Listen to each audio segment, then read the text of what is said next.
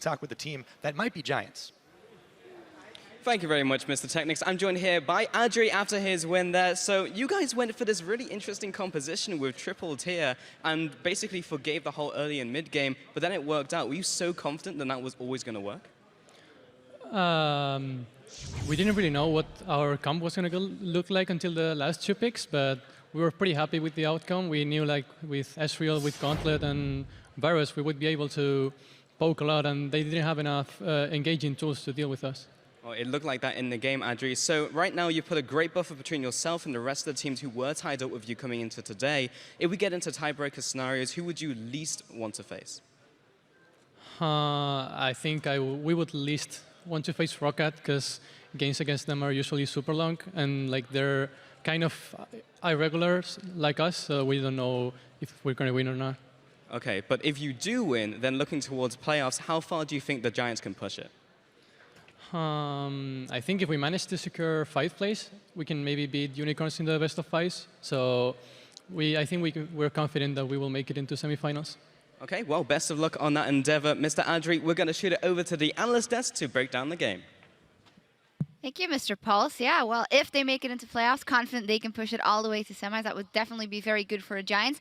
Let's look at this game, though. Let's start by pulling out the team composition, because starting off, well, pretty good composition coming out of Copenhagen Wolves, we heard here echoed at the desk. Yeah, like, a lot of things worry me for this game. The Wolves, they're coming out with a typical skirmish composition, that's fine. They pick up Sivir on first draft or in first rotation because Giants, they banned Kalista and Draven, and then they still give away Sivir, so that's not a problem. But then they build this triple tier composition, and we heard Adri say in the interview, we didn't know what our composition was going to look like until the last 2 picks. That's something you really don't want to hear, because I can't stress this enough. This team composition runs 3 tiers. That means you spend 2100 gold on mana. That's not really a combat set. Yes, you can argue that Ryze perhaps has some utility from that, but in the first 5000 gold for your team, or 6000, you just spent 2000 of that on mana, and that should be punished by every team, especially the Wolves had the tools to do so.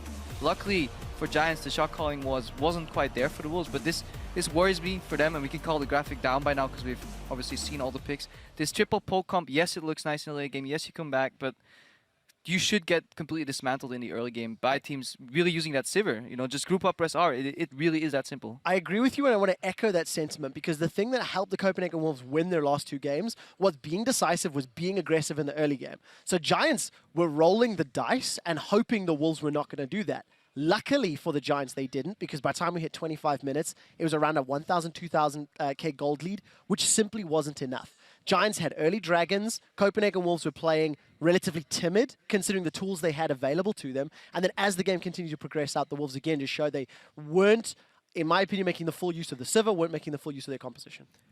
Yeah, but I feel like if you're going to pull this off against any team, Wolves is a pretty good team to make it against, because they are like infamous for not being to close out this game. So I guess the coach was like, yeah, well, let's just pick 3 tiers. It's not like Wolves is going to end the game before 40 minutes anyway, so we're going to have time to scout. The worrying thing is that the coach probably didn't think we picked 3 tiers. It was only at the end of the composition, apparently, that came out. And I think this is something that we've said of Giants a couple of times now, that they aren't able to amass a lead at 20 minutes, and they have to rely on these comeback mechanics or scaling mechanics. I'm sorry, but in playoffs, I don't know how far it's going to get you in a certain part of the bracket. It's interesting, though, because Giants, if they do place where Adri was hoping against the Unicorns of Love, both UOL and Giants have been on a downswing in the second half of the split. Giants are 3 wins, 5 losses in the last 4 weeks. They came out the gate swinging, surprised absolutely everybody at the beginning of the split.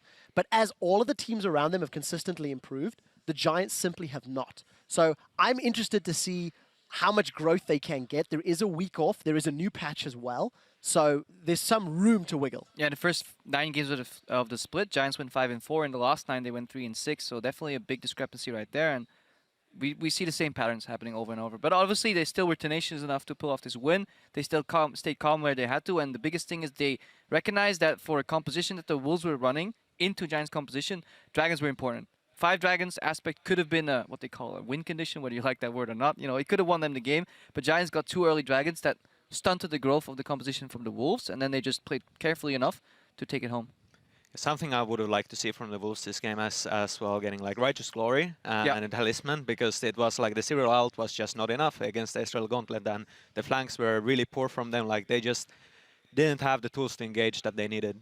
Yeah, they were just outranged. At one point, Varus Poke and as well Q outranges Hook and Cocoon, and that leaves only Shenton with primary engage, and at that point, Alistair can just play goalkeeper. Yep, and Giants with that are still in that playoff race. Let's take a look at the standings as we have all these important matches here today. Of course, unfortunately, that means for the Copenhagen Wolves that they are now automatically relegated out of the LCS, out of the summer split, and we'll see them in the Challenger Series for the spring of 2016. Well, SK is obviously going happy with that. They're 5-12 right now, so 1 win ahead of Wolves, and they can no longer be tied, I believe, because due to the better head-to-head. So they're guaranteed into the promotion tournament. So they will play with less stress later today and might cause an upset against Elements. Yeah. Yeah, and of course, when you look at the other 4 teams, we need to see who's going to take those final 2 playoff spots. As Stress said on the cast today, Giants now have a foot in the door. We'll find out if anybody else can close that on them, or if Giants are going to waltz their way into a quarterfinal berth. Yeah, very, very interesting, and that was only game 1. It's time for us to step away for a moment, but when we return, Gambit will take to the stage against H2K, who have secured rather their playoff spot and have nothing to lose. Don't touch that browser. We'll be right back. It's quiet. It's the quiet before the storm. Do you know the root sandstorm? Yeah. Sing it. No, you need this steering wheel, you know? Audrey just melts on the spot, but Shook is going to have to juggle the tower aggro. He does. He goes up, but he's taken down by Whirlin. Meanwhile, the Wolves continue to tank this. That's Audrey Hook. Caught him. He is not quite down yet, however. Lenny is going to try to be safe, but he finally falls. Koss is going down, but it's Godfrey is going very low. Lenny, meanwhile, in the back trying to tank up 3 members. All the while, Godfrey is down, so is Koss. And they have knocked the Copenhagen Wolves out of the LCS.